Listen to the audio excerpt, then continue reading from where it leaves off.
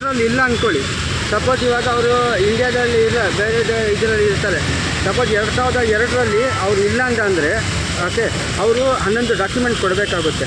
11 document ಕೊಟ್ಟಂದರೆ ಇವಾಗ SLCದು marks card, ಮತ್ತು passport, okay, ಮತ್ತು ರೇಷನ್ ಕಾರ್ಡು, ಓಕೆ, ಮತ್ತು ನಿಮ್ಮದು ಗೌರ್ಮೆಂಟ್ ಎಂಪ್ಲಾಯೀಸ್ ಅಂದರೆ ನಿಮ್ಮದು ID ಕಾರ್ಡು, ಇವಾಗ ಕೆಲಸ ಮಾಡ್ತಾರೆ ESI PF ಕಾರ್ಡು, ಮತ್ತು ಕ್ಯಾಸ್ಟ್ ಸರ್ಟಿಫಿಕೇಟು, ಓಕೆ, ಆ ಥರ ಡಾಕ್ಯುಮೆಂಟ್ಗಳು 11 ಡಾಕ್ಯುಮೆಂಟ್ ಇದೆ. ಅದು ನೀವು ಕೊಟ್ಟಂದರೆ ನೀವು ಸೇರ್ಪಡೆ ಆಗ್ತೀರಾ. ಯಾವುದೇ ಕಾರಣಕ್ಕೆ ಆ ಥರ ಏನಾರು ಇದ್ರೂ ನಮಗೆ ಸಂಪರ್ಕ ಮಾಡಿದ್ರೆ ನಾವು ಸಹ ಎನ್ಶೋರ್ ಮಾಡ್ತೀವಿ ನಿಮ್ಮ ಹೆಸರನ್ನು ಅಲ್ಲಿ ಸೇರಿಸಲಿಕ್ಕೆ.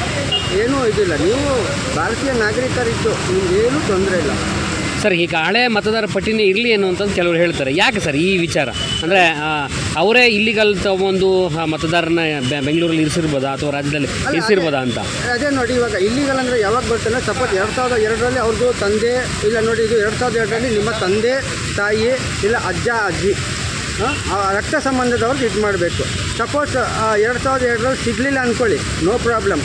ಓಕೆ, ನೀವು 11 ಡಾಕ್ಯುಮೆಂಟ್ ಇದೆ, ಸೈನ್ ಮಾಡಿ ಎನ್ಯುಮರೇಟರ್ ಫಾರ್ಮ್ ಸೈನ್ ಮಾಡಿ ಕೊಟ್ಬಿಡಿ. 11 ಡಾಕ್ಯುಮೆಂಟಲ್ಲಿ ಯಾವ್ದಾದ್ರು ಒಂದು ದಾಖಲಾತಿ ಕೊಟ್ಟು ನೀವು ಪುನಃ ಸೇರ್ಪಡೆ ಆಗ್ಬೋದು, ಏನೂ ತೊಂದರೆ ಇಲ್ಲ. ಮತ್ತು ಇನ್ನೊಂದು, ಸಪೋಸ್ ನೀವೆಲ್ಲ ಫಾರಿನ್ಗೆ ಹೊಂಟಾಗಿರ್ತೀರ, ಇಲ್ಲ ಫಾರಿನಲ್ಲಿ ಕೆಲಸ ಮಾಡ್ತಾ ಇರ್ತೀರ, ಆವಾಗ ನಿಮ್ಮ ಹಳೆ ಮನೆಯಲ್ಲಿ ಯಾವುದು ವೋಟರ್ ಲಿಸ್ಟಲ್ಲಿ ಯಾವುದಿದೆ ಅದೊಂದು ಗಮನ ಇಟ್ಕೊಂಡು, ನಿಮ್ಮ ವೋಟರ್ ಲಿಸ್ಟಲ್ಲಿ ನಿಮ್ಮ ಮನೆ ಯಾವುದಿದೆ ಅದೊಂದು ಗಮನ ತಗೊಂಡು, ಅಲ್ಲಿ ಸಪೋಸ್ 5 ಜನ ಇರ್ತಾರೆ ಕುಟುಂಬದ ಹಿರಿಯರು ಯಾರಾದರೂ ಒಬ್ಬರು 4 ಜನ ಹೊರಗಡೆ ಕೆಲಸ ಮಾಡ್ತಾಯಿರ್ತಾರೆ. ಅಲ್ಲಿ ಯಾರಿದ್ದಾರೆ ನಿಮ್ಮ ಅಜ್ಜ ಅಜ್ಜಿ, ತಂದೆ ತಾಯಿ ಇಲ್ಲ ಅಕ್ಕ ತಂಗಿ, ಯಾರಾದರೂ ಒಬ್ಬರು ಸೈನ್ ಮಾಡಿ 5 ಜನಕ್ಕೂ ಪರವಾಗಿ ಸೈನ್ ಮಾಡಿ ರಿಲೇಷನ್ಶಿಪ್ ಹೇಳಬೇಕು. ನಾನು ದೊಡ್ಡಣ್ಣ ಅಂತ ಹೇಳ್ಬಿಟ್ಟು ಸೈನ್ ಮಾಡಿ 5 ಫಾರ್ಮು BLOಗೆ ಕೊಡ್ಬೋದು. ಅವರೇ ಕೊಡಬೇಕಂತೇಳಿಲ್ಲ.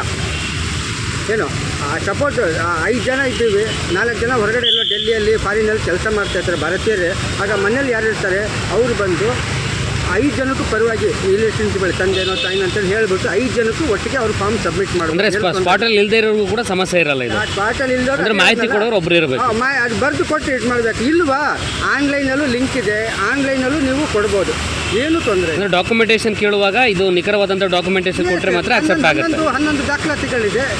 11ರಲ್ಲಿ ಯಾವ್ದಾದ್ರು ಒಂದು ಡಾಕ್ಯುಮೆಂಟ್, ಇವಾಗ 10th ಸ್ಟ್ಯಾಂಡರ್ಡ್ ಮಾರ್ಕ್ಸ್ ಕಾರ್ಡ್ ಇದೆ, TC ಇದೆ, ಮತ್ತು ಇದು ಗೌರ್ಮೆಂಟ್ ID ಕಾರ್ಡ್ ಇದೆ, ಮತ್ತು ಯಾವ್ದಾದ್ರು ಒಂದು 10 ಡಾಕ್ಯುಮೆಂಟಲ್ಲಿ ಕ್ಯಾಸ್ಟ್ ಸರ್ಟಿಫಿಕೇಟ್ ಇದೆ, ಯಾವ್ದಾದ್ರು ಒಂದು ಕೊಟ್ಟು ನಾವು ಇದು ಮಾಡ್ಬೋದು, ಏನು ತೊಂದರೆ ಇಲ್ಲ.